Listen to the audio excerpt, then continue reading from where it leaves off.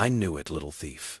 Belle Hutchinson's bitter words sliced through Save Mart grocery store, air like a whip.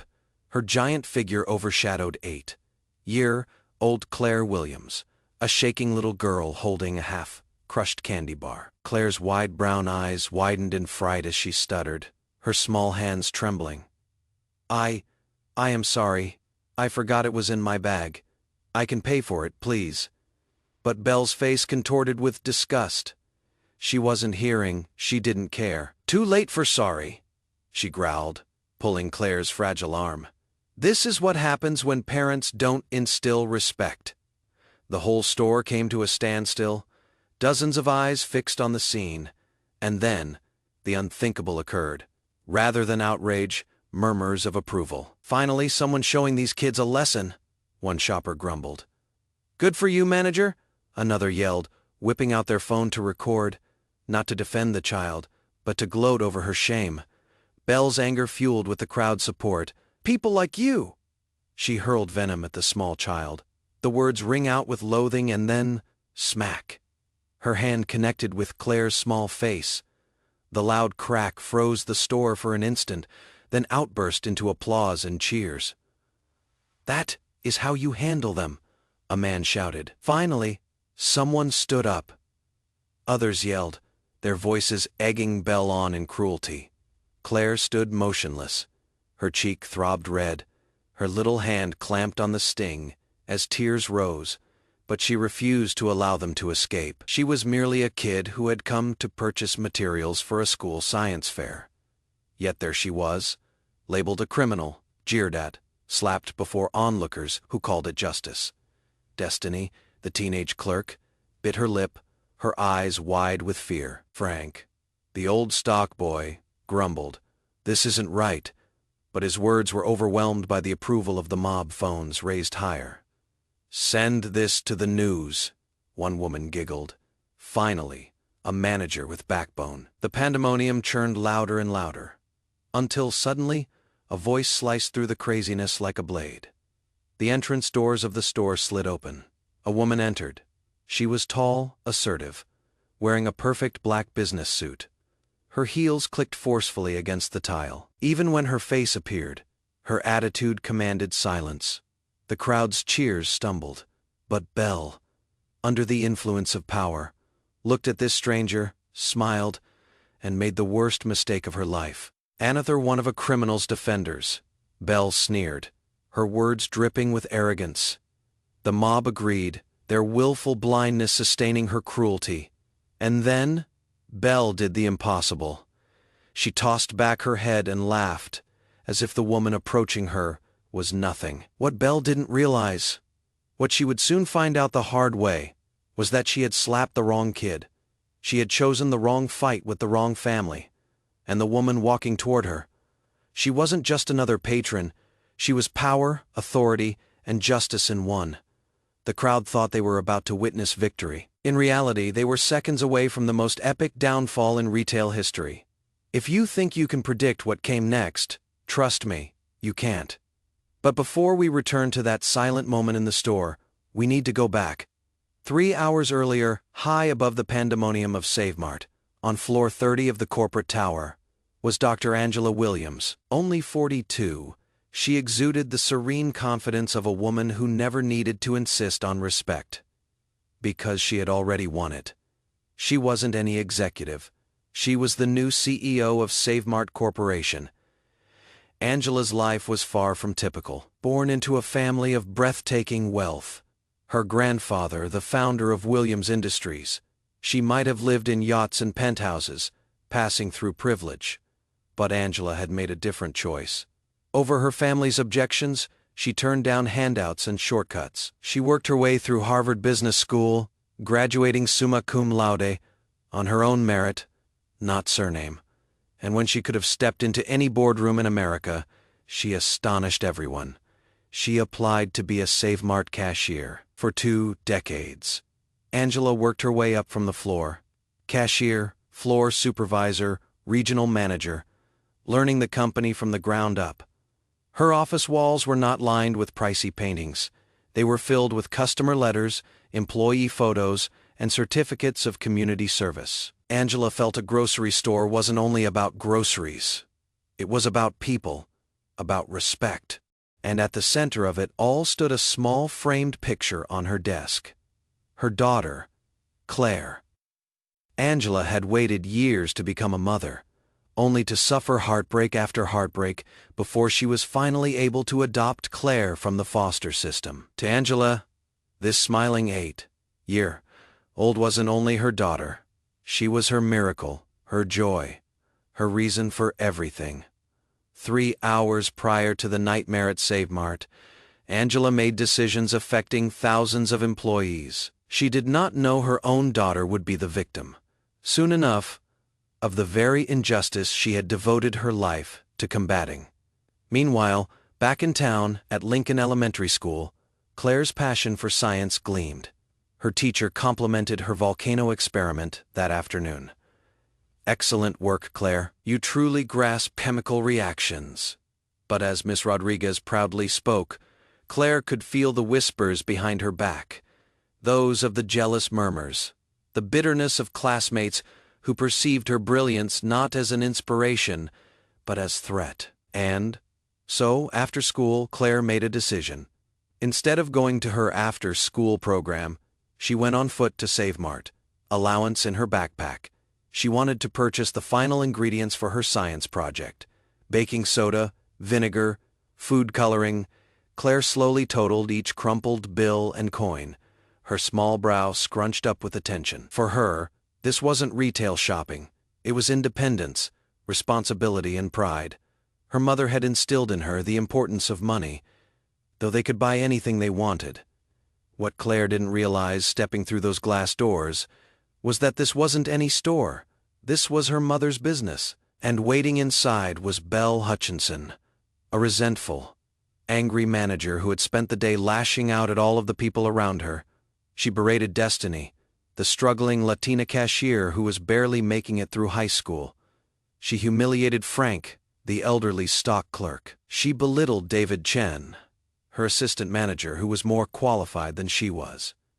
Belle envisioned herself as the true American leader corporate didn't value. What she didn't realize was corporate about to see her like never before. The instant Claire entered, Belle's gaze fastened on her like predator on prey. "Bet her mother's on welfare," Belle grumbled beneath her breath. "She is here to steal." Prejudice poisoned Belle's mind. It propelled her every move. She didn't have any concept that this little girl wasn't any ordinary customer. This little girl was the daughter of the woman who owned the very company Belle worked for. The scene was set for a collision that would destroy her world. When she was shopping in the candy aisle, Claire saw a small chocolate bar. She twice counted her coins, silently moving her lips as she added and subtracted. She so badly wanted it, but she knew her science project took priority. After a deep breath of exasperation, she returned it. That little, grown-up choice would have been the end of it, but things didn't work out that way. As Claire refilled her school supplies in her knapsack, the candy fell in unnoticed. She was so hyper, daydreaming about her volcano project, that she didn't even notice. But Belle Hutchinson was observing her like a hawk, and in Belle's warped mind, this harmless mishap was her ammunition. She spoke loudly enough for people around her to hear, her venomous words dripping with malice. "These people never watch their kids. Bet she can't even pay for what is in her cart." Then the worst disgusting comment of all, "You know how they are, teaching them young." She hadn't been describing a burglar. She had been describing an 8-year-old child, as if Claire was some sort of criminal genius. Some of the customers squirmed, but incredibly, most of them agreed with her. Racism was that funny. It spread like wildfire through the aisles of that store. But a few bold individuals attempted to protect Claire. Destiny, the young cashier, bent down and spoke softly. "Student discount, sweetie." She offered Claire a minor price reduction, attempting to assist. Frank, the old stock clerk, shook his head. "That girl ain't done a thing wrong. Been shopping here for months." Even David, the young assistant manager, balled up his fists. He recognized what was taking place. but dread of Belle's revenge tongue tied him. She disciplined him in the past for being too soft. And Mrs. Patterson, an elderly frail customer, raised her shaking voice. Such a sweet child, always courteous, always pays with her own money. But Belle didn't care. She was bent on making Claire her victim. Claire paid for her materials and counted coins and crumpled bills. She even smiled sweetly and said, "Thank you to Destiny," as she began walking towards the door, likely dreaming of the volcano she was going to create that evening. That is when Belle pounced. "Hold it right there, young lady," she snapped, swaggering forward with assumed authority. Claire halted because her mother had taught her to be polite. "Ah, yes," she said, her little voice firm but naive. Belle insisted on patting down her backpack. Consider this. An 8-year-old who had only just paid for everything, now being accused of a crime, and because she had been raised to respect the authorities, Claire just nodded. "Of course, ma'am." And that is when Belle discovered the lost chocolate bar. Her voice erupted into a shriek that shook the shelves. "I knew it, little thief." Claire's heart skipped a beat. She gasped in shock, understanding her error. "I am sorry, I didn't realize it was there. Please, I'll pay for it." She sorted through her allowance money, trying to make things right. But Belle didn't want things made right. She wanted humiliation. She wanted control. "Too late for sorry," she sneered, her face contorted with fury. This is what happens when parents don't teach respect. Then she clutched Claire's arm tightly enough to make her scream. "You are hurting me," Claire whimpered, tears creeping through her speech. "Please, I have money." And then it occurred. Slap. The crack rippled through the store like thunder. Claire's small body twitched as Belle's hand hit her face, sending all her science materials scattering. Baking soda, vinegar, food coloring, everything she had earned, scattered across the grimy tile floor. For a chilling instant, the store was quiet. Destiny's eyes widened in shock, her hands flying up to her lips. Frank took a step forward, rage burning in his elderly eyes. "Lady, what is wrong with you? She is just a baby," even David finally yelled, his voice trembling. "Belle, stop!" She offered to pay. Phones held aloft. Some onlookers filmed in outrage. Others applauded, chanting their appreciation. That is how you handle them. And between it all stood Claire. Her cheek flushed, her hand pressed against the pane, her tears hanging back. But even now, this little girl stood with the quiet dignity she had learned from her mother, refusing to crack in front of people who wanted to see her break. And just when it looked like the cruelty would persist, the doors at the front of the store opened. Heel clicking resounded across the tile. All heads turned. What followed would leave that mob forever silent. This was the instant that would break Belle Hutchinson's whole world. And she had no concept the storm that was seconds from breaching her. 20 miles downtown, in the sleek glass tower of Save Mart Corporate, Angela Williams was wrapping up a quarterly review meeting that could move millions of dollars, calm, sharp, in command, until her phone rang. The caller ID Lincoln Elementary School. Angela picked up, but the voice at the other end chilled her blood. "Miss Williams, Claire never arrived at the after-school program today. We've been calling you for more than an hour." Angela's heart hit a wall. Claire was the most responsible 8-year-old she knew. She never missed agreements. Never. Unless something horrific had happened. Angela's hands trembled as she opened the family monitoring app, a safety feature. Not because she didn't trust Claire, but because the world might be cruel to a young black girl, regardless of how privileged her family was. The location flashed on her screen. Westfield Save Mart. Angela's gut cried out. This was not snacks. This was not normal. Something had gone horribly awry. She sprinted towards the garage, not to her family's expensive automobiles, but to her humble Toyota Camry, a decision she had made years before, to live modestly, to be inconspicuous. Tonight, it would save her daughter's life. Her heart constricted as she parked in the lot. She could see a crowd through the glass doors, hundreds of people holding up their phones, like vultures hovering above spectacle. Her mother's instinct thundered within her. She strode through the automatic doors, heels clicking against the tile with a clap of thunder. The first thing she heard was Belle's high, pitched voice coated in venom. "Thieves! No respect." The first thing she saw almost shattered her Claire. Her daughter, her small hand on a puffy red cheek, struggling to keep her dignity, struggling to keep from crying. Angela's reality came to a halt, then it flared into life. The fury in her was unlike any she had known, but it didn't flow out of her. That was the sign of her strength. She didn't scream. She didn't strike. She collated it, controlled it, and turned it into ice, walled control. She sliced through the people like a knife. They parted willingly, aware of the tempest within her. Belle looked at her and sneered. Wonderful. Another one come to defend the little perpetrator. Angela didn't even look at her. She crouched on the dirty floor, her expensive business suit scraping against grime, and cradled Claire's face in shaking hands. "Sweetie," she breathed, voice shaking with love, "are you injured anywhere else?" Claire shook her head, eyes unfocused with pain. Angela stood, slowly, intentionally. Her back arched, shoulders bracing, and when her gaze met Belle's, the air itself shifted. "She is 8 years old," Angela continued, her voice low and as cutting as glass. "And you touched her." The crowd froze. The tone was unmistakable. Authority, command, the kind of voice honed in 20 years of leadership at the highest levels.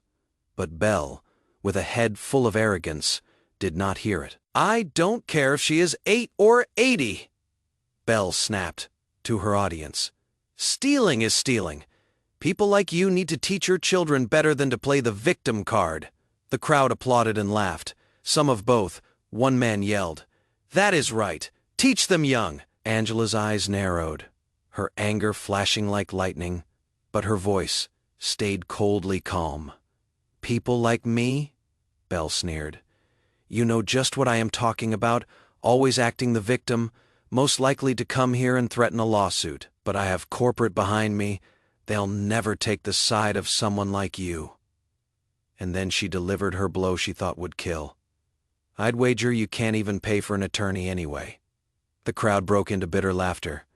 But they didn't know this. They weren't seeing Angela lose. They were seeing Belle sign her own professional death warrant. Angela's voice cut through the pandemonium. "I'd like to see your security footage of this incident," Belle sneered. "I don't have to show you anything. I am the manager here, not you. Then I'll speak with your district manager." Belle burst into mocking laughter, the crowd joining in. "Good luck with that. I've been with this company for years. He'll take my word over yours any day." Angela's hand slipped into her blazer. She pulled out her phone with steady fingers. Her calm was terrifying. The calm before a hurricane. "We'll see about that." Belle saw the slender iPhone Pro and raised an eyebrow. "Nice phone. What'd you do? Get it on credit? Bet you can't even make the payments." The crowd laughed again, but this time the humor stumbled. Because when Angela talked on that phone, her voice had heft, credibility that didn't belong to Belle's story. Her first call, brief, staccato. "James, this is Angela Westfield, SaveMart. Now situation." Belle smirked. "Oh, phoning your friend James. What is he going to do? Scream at me too?" Angela ignored her, dialing once more. "Security. I need all the footage over the last hour at Westfield sent to my office right away." Belle laughed. "Your office? What office? The welfare office?" The crowd tittered, but fissures appeared. Some faces changed, uncomfortable, confused. Angela made a third call. "Legal. I have an assault on a minor. I want a team ready now." This time the silence was oppressive. Staff members cast nervous glances at one another. Frank, the older stalker, slowly nodded as if something was coming back to him. David, the assistant manager, gazed at Angela with growing awareness. Something was occurring. and Belle Hutchinson was too smug to appreciate that she had just challenged the wrong woman. But the course was turning. David, one of the assistant managers, came forward, his voice shaking with fear and respect. "Ma'am, I saw the whole thing. She didn't steal anything. She offered to pay right away. She's just a little girl." Destiny, the young cashier, spoke low and quickly, tears in her eyes. "I've attempted to assist, but Belle, she terrifies us. She speaks horrible things to anyone who is not white. We're all afraid of her." Next, Frank, the old stalker who had been working in retail for decades, stood up and spoke with a voice that sliced through the throng. "In my time, grown-ups looked after children. We didn't strike them. This is shameful." And finally, Mrs. Patterson, who had been a loyal customer for years, came forward. "I've stood here watching this child with her mother tens of times. She is the most respectful, courteous girl I have ever known. What Belle did here is inappropriate, and every last one of you knows it, deep down." The crowd shifted uncomfortably. Shame finally replaced the cheers for the first time. And then it came to pass. Workers started emerging from all sides of the store. The word had gotten around. Employees who had been too scared to speak up previously now finally had the guts. "She made racist remarks about my relatives. She attempted to get me dismissed for assisting Spanish-speaking clients. She has maintained a hostile working environment for months." Each in turn, the truth poured out like a torrent.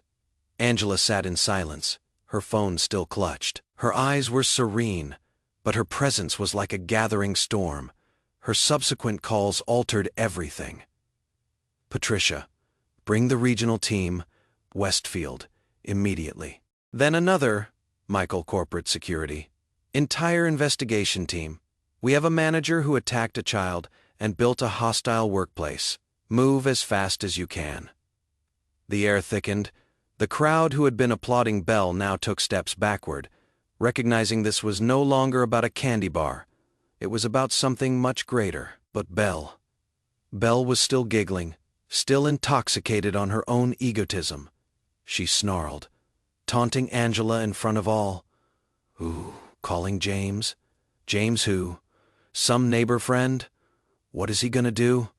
Yell at me too?" The audience tittered nervously, but their laughter was thinner now, less sure. Angela did not blink. Her third call stilled even the most brassy voices. "Legal department. We've got an assault on a child at the Westfield store. I have a full team ready for immediate dispatch." Even the air seemed altered. Destiny's eyes expanded with waking realization. "Oh my God, Belle," she breathed frantically. "Do you even know who this woman is?" But Belle was too far gone. She rolled her eyes, sneering. Some welfare queen with delusions of grandeur. Watches too much television and fancies herself somebody. Frank shook his head, his voice filled with pity. "Girl, you just destroyed your entire life, and you don't even know it." Then the cavalry rode up. James Sullivan, the district manager, walked in first, usually arrogant and self-satisfied. James appeared on the verge of collapse now. His complexion was waxen, his bespoke suit dripping with sweat. Next came Patricia Hayes, regional manager, a woman so formidable that most workers never even glimpsed her picture. Now she stood before them in the flesh, as if summoned to stop a nuclear meltdown. And next was Michael Taus, corporate security chief. His face was glacial, with files capable of destroying careers in a heartbeat. And that is when the room shifted. All three of these corporate bigwigs, the individuals who typically instilled fear and deference, strode directly to Angela and bowed their heads like retainers before a monarch. "Yes, Miss Williams." "Right away, Miss Williams. Whatever you need, Miss Williams." The crowd froze. The silence was deafening. Confusion rippled like a shockwave.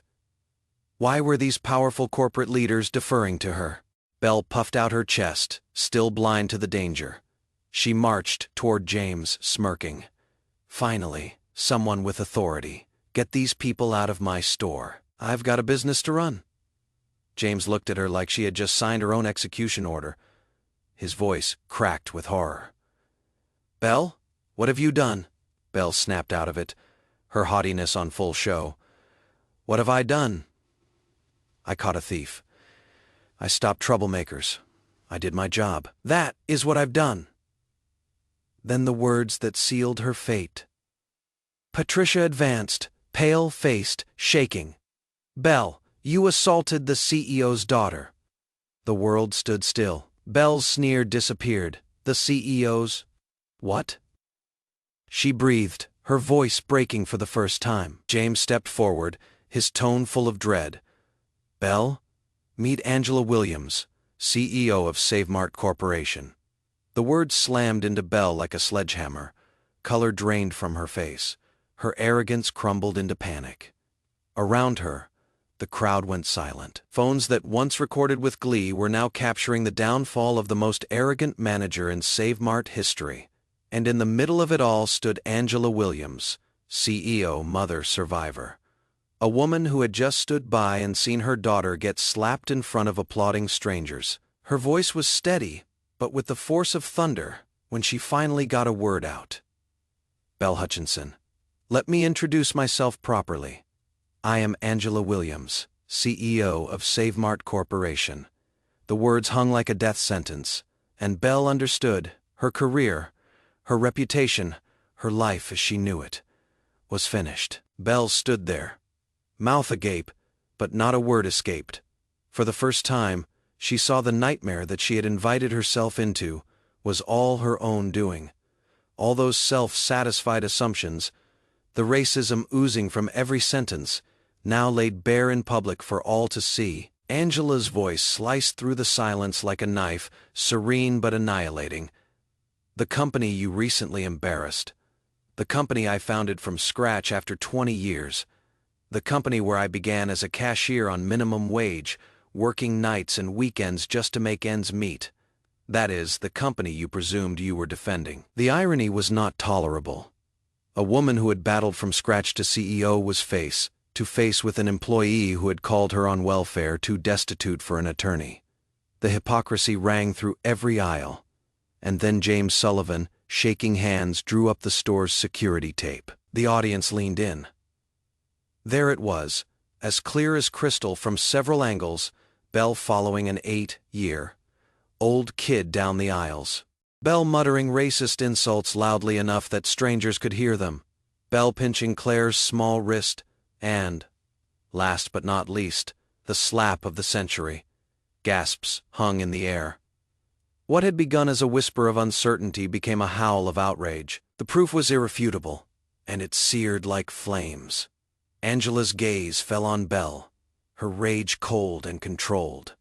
I worked 20 years ascending each step of this company because I believed in dignity, because I believed in respect, because I believed that no customer, no employee would ever be treated like less than human within my stores. And today, I find my own daughter was the one you elected to destroy.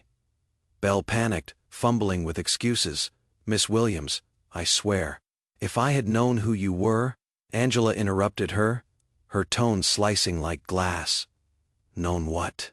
Belle, that you shouldn't hit children, that you shouldn't judge families by the color of their skin, that you shouldn't intimidate employees who don't look like you.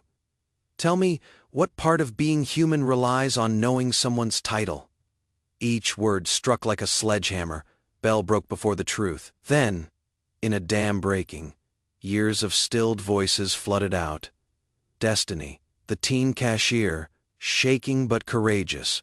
She said I had this job solely due to diversity quotas, that I should be thankful that this company was forced to hire individuals like me. David, Asian, American assistant manager. She belittled me in front of employees and customers, told me diversity recruits were destroying the company, made me wonder whether my career counted for anything. Frank, older employee. She attempted to let me go for interpreting for Spanish families, told me I was promoting illegals. After 40 years in retail, never have I seen such cruelty. Even Mrs. Patterson, the elderly customer. I've reported her before. She targets Black and Hispanic shoppers, follows them like criminals while letting real thieves walk free. The truth was out. This wasn't a single bad day, it was years of poison, finally exposed in the light. Angela stood firm, listening to every witness, her face set in determination. When the final word dropped, she faced the audience, her voice heavy with the sound of justice. This conduct does not reflect SaveMart. It does not reflect me, and it will never be accepted again. Today, that stops. And then, with the authority of a CEO and the outrage of a mother, she pronounced the verdict. Belle Hutchinson, you are fired, effective now. Security will show you out. You will never again bear this company's name. Michael Torres, corporate security chief, advanced with papers already drawn up for the termination. Belle's world collapsed in one moment. The walk of shame had started. Past colleagues she had intimidated, past clients she had embarrassed, through the same doors she once marched with bluff authority. And yet, Angela wasn't finished. She announced sweeping reforms, mandatory bias training for every employee in the nation, zero tolerance for discrimination. One strike, you're gone. Anonymous reporting systems so no one would fear speaking up again. Personal oversight by the CEO herself. A promise that no complaint would ever be buried. The store shook with a new kind of silence. Not fear, not excitement, but respect. And then, the most powerful moment of all. Angela knelt down on the cold floor beside her daughter's scattered school supplies, her expensive suit brushing the ground as she held Claire's small hands. Her voice softened, breaking with emotion. I'm so sorry, sweetheart. I should have been here to protect you. Are you hurt? Claire's eyes filled with tears, her voice trembling with innocence. Mom, why did she dislike me? I was going to pay for the candy. I saved up for my project as you instructed. Why did she dislike me that much? Why were they cheering? Angela's heart broke. Holding her child close, she whispered between sobs, because fear and hate blind some individuals. Baby, they do not see you. They see what they want to, but I assure you this, you will never be alone facing that hate, not as long as I am around. The audience stood motionless. Phones still rolling, hearts still racing. They had just seen not just a collapse, but a mother's promise. That her daughter, and all children like her, would live in a world where dignity and justice would no longer be a choice. Angela cradled Claire's face tenderly, her voice gentle yet unbreakable. Baby, listen to me. You didn't do anything wrong. You were kind when you were treated cruelly. You gave love when she gave you hate, and you remained patient even when she hurt you. That takes strength most grown folks don't even possess. I am so proud of the young lady you are becoming. They knelt together on cold tile, collecting Claire's scattered science materials. Baking soda, vinegar, food coloring. Everyday things for a simple science project, now symbols. Symbols of hope, of how knowledge can conquer ignorance, how education can breach walls that prejudice attempts to erect. The repercussions were instant, but the ripple effects were even wider. Within days, Belle's racist assault video went viral on all platforms. Millions witnessed in horror, triggering a nationwide debate about prejudice, about treating children, about what responsibility businesses have to safeguard all their customers. But this was not one of those viral outrages that subside within a week. No, this moment became a precipitant for real change. SaveMart instituted the most sweeping anti-discrimination reforms in the history of the retail industry. From part-time cashiers to top executives, all employees underwent intensive training in bias, respect, and customer dignity. New policies, anonymous reporting systems, and accountability checks transformed the company from the ground up. And Angela didn't leave it there. She started a scholarship fund for disadvantaged children aspiring to STEM careers, converting her daughter's nightmare into hope for thousands of kids who would eventually make the world a better place. 2 weeks afterward, when Claire visited the same SaveMart with her mother, it was night and day. David, once discredited by Belle, now stood tall as the new store manager. The tension, heavy hostile environment had given way to warmth, respect, and care that was real. Above the doors was a bold new banner: dignity, respect, equality. For everyone. Angela and Claire shopped the aisles like any other family. But this time, they were at a store that actually knew its highest responsibility: serving humanity and compassion to all people. And when it seemed like justice had finally been served, the tale took a startling turn. Because Belle Hutchinson, disgraced, publicly humiliated, and terminated, wasn't done, she wouldn't own up. She sued instead, alleging she was the victim, blaming Save Mart and Angela for reverse discrimination. What followed will leave you completely agog. So ask me, did Belle deserve exactly what happened to her? Or should another course have been followed? Can individuals such as her actually change, or was Angela correct that certain behaviors demand zero tolerance? Leave your thoughts in the comments, because Belle's journey isn't done yet, and trust me, what she did next will leave you speechless more than anything else you've witnessed so far. Subscribe now.